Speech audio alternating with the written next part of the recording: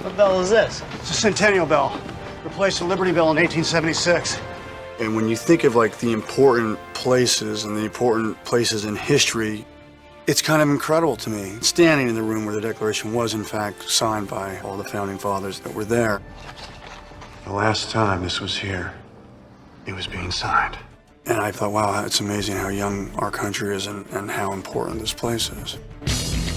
Action!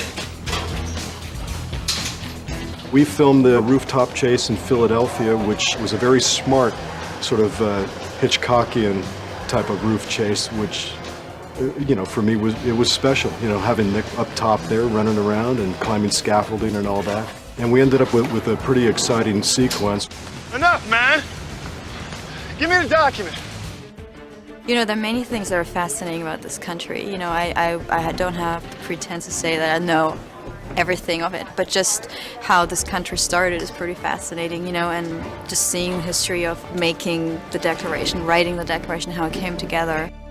Like that one. I'd never been to Washington, and I'd never been to Philadelphia. So for me, it was really Alice in Wonderland. I went to the Smithsonian. I saw so many things. I'm looking at all these things like the Liberty Bell and Lincoln Memorial, and I think somewhere along the way, John and I decided that we were going to make an adventure film that has comedic aspects, but still trying to do it within some sort of realistic touch, and that's sort of my perception of the tone.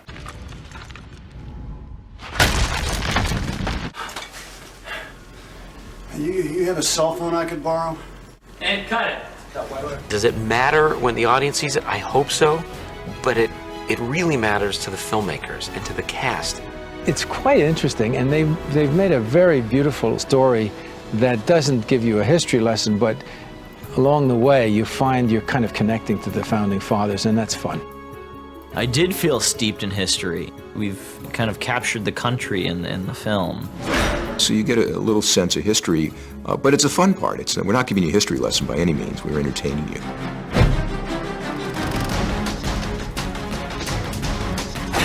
Riley, get down!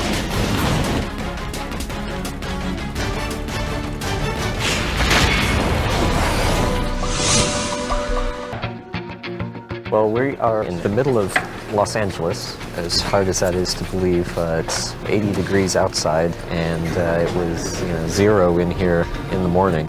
So it's kind of an odd location for a ship.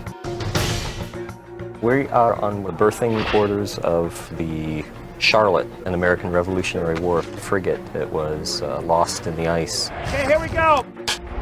It was put on the back of a resolution that he transcribed, a resolution that was signed by 55 men. The Declaration of Independence. Cut. Very good. Very good. The cast didn't have to act cold. In fact, because the scene was set in the Arctic and they're all bundled up in Arctic wear, had we shot on a normal stage, they would have been hot. They were cold, the breath was thick, the shoulders are hunched up. It was very cold, but much like acting opposite Nick Cage, you didn't have to do much acting because it was there for you. It was cold, and we were supposed to be in the Arctic.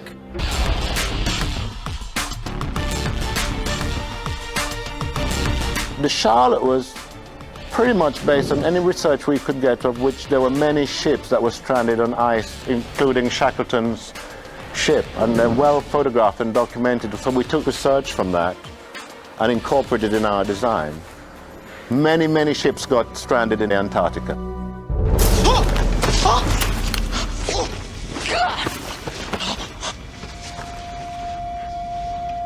You handled that well.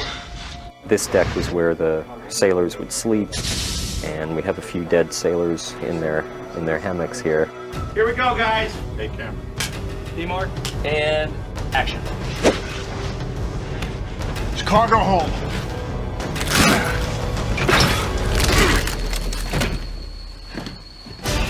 The cargo hold has, these barrels in it, and they're kind of searching for this treasure, so we wanted it to look empty because that's sort of the surprise, is that they expect to find piles of gold and they walk into this busted up storage room. Action! Fire, fire, fire!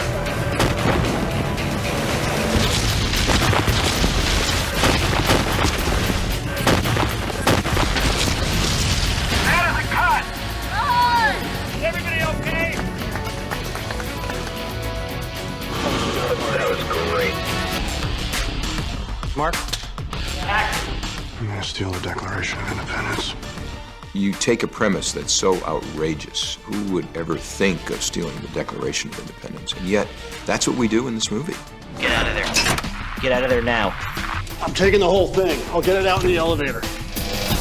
Here's the action. I shot 1, 2, 3. That bullet hits 1, 2, 3. When he gets hit with the bullets, he's going to go back against the elevator door. You can't storm in and bully your way into the National Archives. It's very complicated. This isn't something we've made up. We're in. We went to people who have that kind of skill. They're on our side of the law, and said, if you had to steal a document out of this building, how would you do it? Okay, here we go. Very quiet, please. Let's go hot. We're hot. And action. Gun comes out. Fire, fire, fire.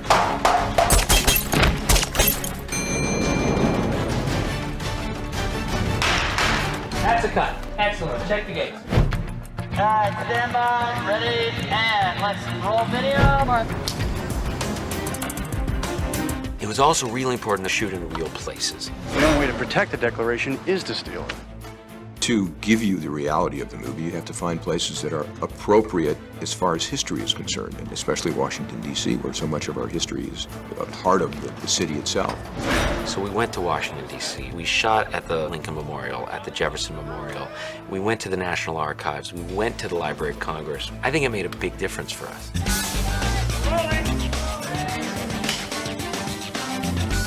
Probably the most amazing scenes was we shot on the top of Independence Hall where the Liberty Bell used to be, because not a lot of people get to go there, you know, up into the bell tower, which is a rare chance to even be there, let alone shoot there. How cool is this? This is really rad. Hey, Mark. Action. All right, I'm gonna go down there, and you meet me in the signing room. Go. It's kind of incredible to me, standing in the room where the Declaration was, in fact, signed by all the Founding Fathers. The last time this was here, it was being signed. And I thought, wow, it's amazing how young our country is and how important this place is.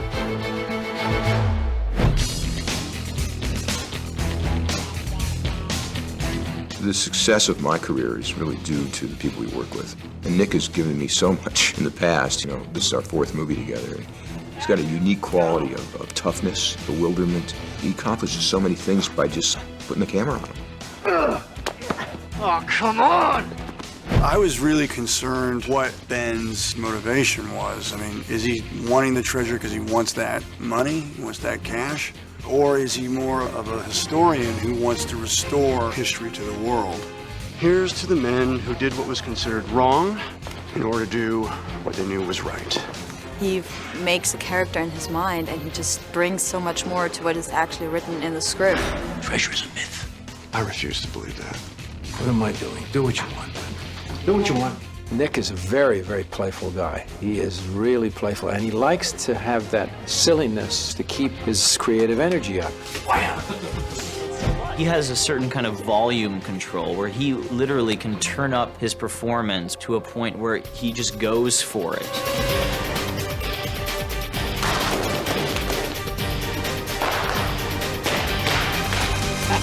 Got it?